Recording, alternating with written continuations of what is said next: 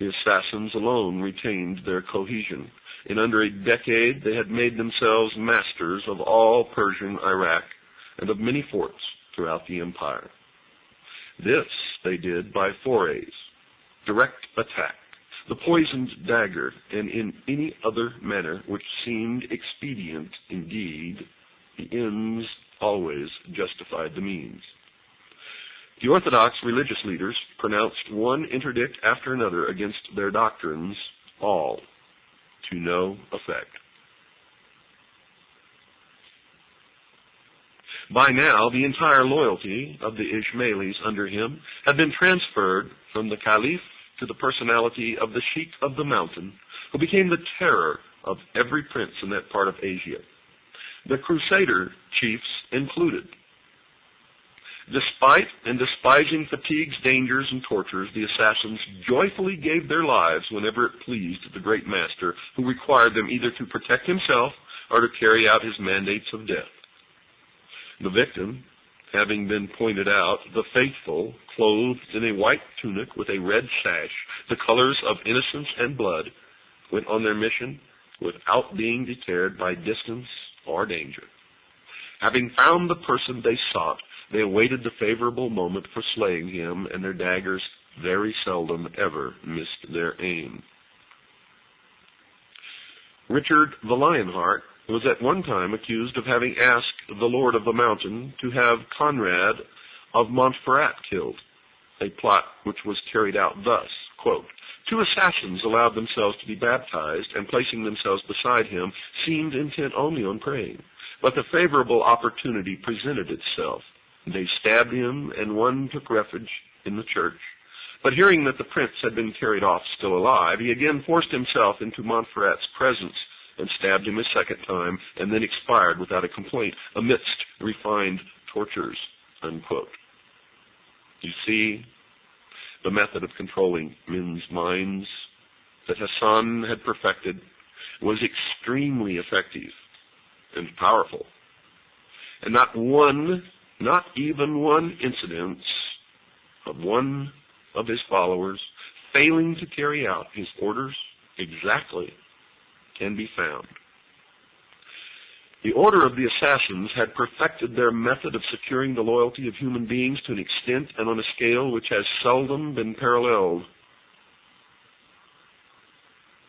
The assassins carried on the battle on two fronts.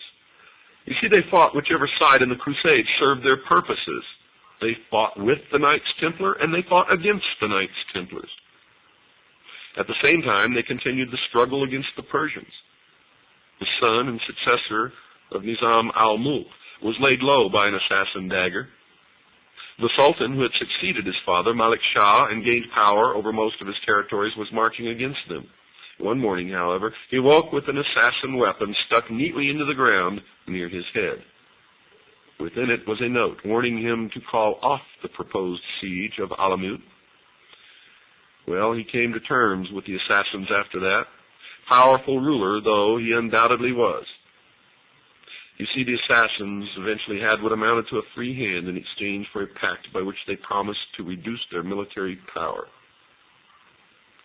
It was during their pacts, their treaties, their battles with the Knights Templars, that many, some say most, some few even say all, of the Knights Templars were initiated into the mysteries.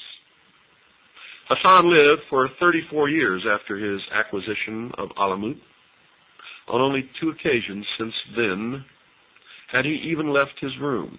Yet he ruled an invisible empire as great and as fearsome as any man before or since, they say.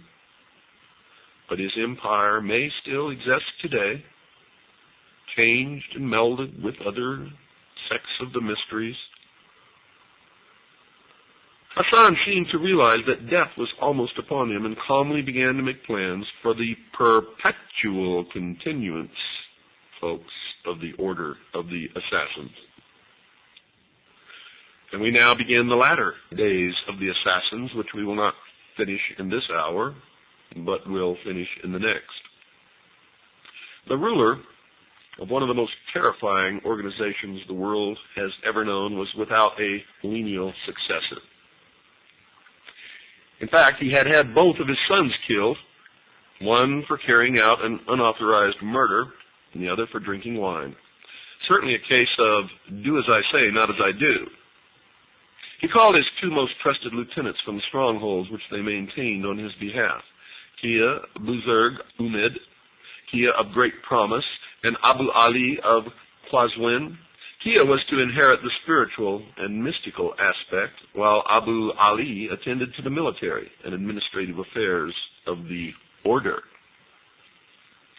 It is said that Hassan bin Sabah died almost immediately afterwards in 1124 at 90 years of age, having given the world a new word, assassin.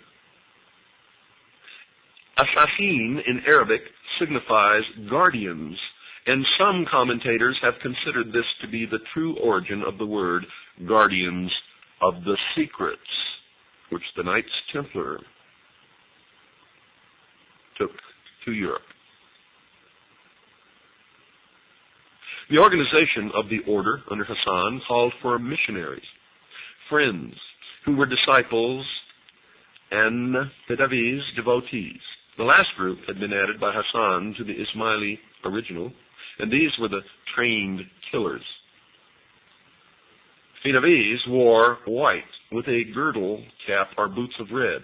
In addition to careful coaching in where and when to place the dagger in the victim's bosom, they were trained in such things as languages, the dress and manners of monks, merchants, and soldiers, any of whom they were ready to impersonate in carrying out their mission. The chief was known as Sayyidna, which means our prince or leader, and popularly, because of the mountain stronghold of Alamut, as the Sheik of the mountain. Now, Alamut, or the stronghold on the mountain, was also known as the Eagle's Nest. And this is what Hitler named his mountain retreat. And there's also an Eagle's Nest near Santa Barbara, California, which very few people know anything about yet. Now, the Sheik of the Mountain is the figure referred to in Crusaders' writings as Sidney, or Senex di Monte, the first word being a literal translation of the word pir, Persian for ancient or sage. There were three great missionaries who ruled three territories. After the Friends and Fidavis came to the Laziks, aspirants who were being trained for membership of the society but were as yet uninitiated. The Hassan reduced the original number of degrees of initiation from 9 to the mystical number of 7. A similar number of regulations formed the rules of the order. This, in fact, comprised the working plan of the spreading of the faith. The first rule was that the missionary must know human psychology in such a way as to be able to select suitable people for admission to the cult, and was summed up in the mnemonic, quote, cast no seed upon rocks, unquote. The second rule of procedure was the application of flattery and gaining the confidence of the prospective member. Third came the casting of doubt into the mind by superior knowledge. Fourthly, the teacher must apply an oath to the student never to betray any of the truths which were to be revealed to him. Now he was told as the fifth stage that Ishmaelism was a powerful secret organization supported by some of the most important figures of the time.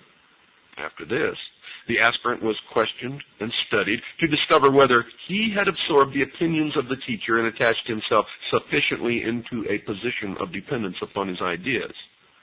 And at this stage, he was asked to meditate upon the meaning of the reported saying of the prophet that, quote, paradise lies in the shadow of swords, unquote. In the final degree, many difficult passages of the Quran were explained in terms of allegory. How is it that the rules of this extraordinarily successful order are known in such detail? Well, it so happened that when the Mongols eventually overthrew Alamut by force of arms, their chief, Halaku, meaning destruction, Khan, asked his chief minister to examine their library. This most learned man father of kings, Giovanni, later wrote a careful book in which he detailed the organization of the assassins